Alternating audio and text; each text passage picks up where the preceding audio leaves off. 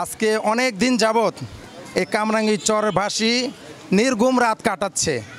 এর কারণ একটাই, তারা দুশ্চিন্তাগ্রস্ত, তারা হতাশাগ্রস্ত। কারণ তাদেরকে উচ্ছেদ হইতে হবে এই একটা ধারণা তারা ভিতরে পোষণ করছে। কারণ কি? কামরাঙ্গীরচর ডেভেলপ করবে, উন্নয়ন করবে। কি উন্নয়ন? সিবিডি কি? সেন্ট্রাল বিজনেস ডিস্ট্রিক্ট, হ্যাঁ। আর আইসিসি, ইন্টারন্যাশনাল কনভেনশন সেন্টার। আচ্ছা, এটা হইলে আমাদের কি উন্নয়ন হইল? আমাদের উন্নয়নটা কি হলো? কারণ এই উন্নয়ন হওয়ার পরে যদি আমরা এই উন্নয়ন ভোগ করতে পারতাম তাহলে আমাদের একটা স্বস্তি থাকতো। এই উন্নয়ন হইল ঠিক, কিন্তু আমরা ভোগ করতে পারবো না, আমরা থাকতে পারবো না, আমাদেরকে উচ্ছেদ করা হবে। তাহলে আমরা এই উন্নয়ন কেন চাবো? অতএব টোটাল কামরাঙ্গীরচরের 20 লক্ষ মানুষ এই উন্নয়নের বিপক্ষে আজকে অবস্থান নিয়েছে। আর ইনশাল্লাহ যতদিন পর্যন্ত মাননীয় মেয়র সাহেব তার এই প্রকল্প থেকে পিছপা না হবে, ইনশাল্লাহ দিন রাত সজাগ থেকে এর বিরোধিতা করবে এবং আগামীতে কঠোর থেকে কঠোর কর্মসূচি ঘোষণা করবে ইনশাআল্লাহ। সম্মানিত এলাকাবাসী, আপনাদের উদ্দেশ্যে আরেকটা কথা বলতে চাই। এই চলতি মাসের 5 তারিখে আমাদের মাননীয় মেয়র সাহেব আমাদেরকে আশ্বস্ত করেছিলেন আমাদের সাথে একটা মতামত বিনিময় করবেন। আমি মনে করি, কারণ আমি সেখানে ছিলাম, আমি দেখেছি ওইটা একটা মতামত না, ওইটা হয়েছিল কীরকম জানেন?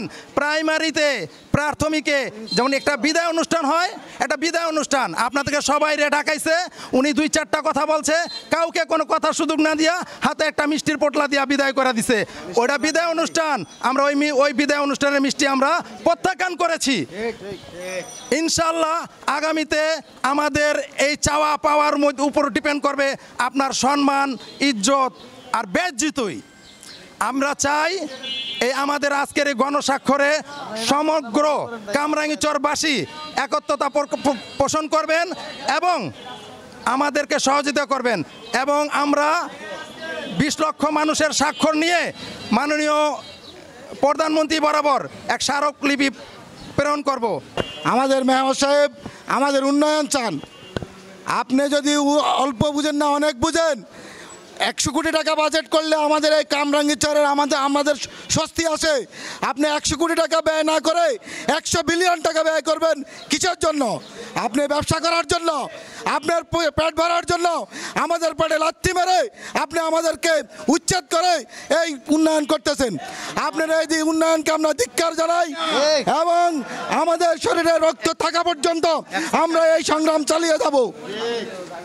আপনি মাননীয় প্রধানমন্ত্রী, আপনি 10 লক্ষ রোহিঙ্গাকে পাল্টেছেন, আর আমরা এই দেশের জনগণ, এই দেশের ভোটার আমাদেরকে আমাদের অধিকার হরণ করে আমাদেরকে রোহিঙ্গা বানাইতেছেন। এই বিষয়ে মাননীয় প্রধানমন্ত্রীর দৃষ্টি আকর্ষণ করছি, আপনার সহৃদয় কামনা করছি।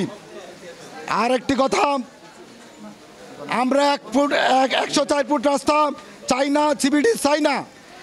আর আমরা আমাদের এই আন্দোলনকে সফল করার জন্য আমরা সব মাননীয় প্রধানমন্ত্রী বরাবর গণস্বাক্ষরের আয়োজন করছি। সকল ভাড়াটিয়া, বাড়িওয়ালা, ব্যবসায়ী ভাইরা আমরা সবাই স্বতঃস্ফূর্তভাবে এই স্বাক্ষরে অংশগ্রহণ করব।